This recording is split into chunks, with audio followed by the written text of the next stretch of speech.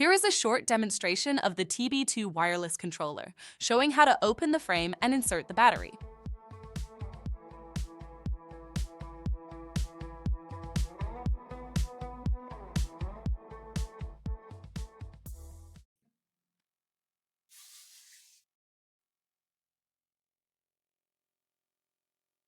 To connect the TB2 module with the mini bridge, we start directly on the device.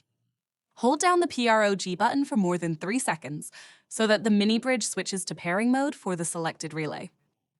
Now it's TB2's turn. Hold the programming button for 2 seconds. For the on function, press the top button twice, and for the off function, press the bottom button 3 times. A short press will exit pairing mode on both units, and they're ready to use. Finally, we put it back into the frame and snap it in place.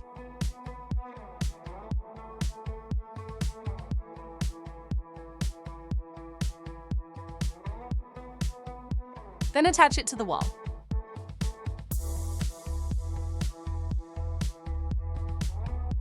The switch is ready.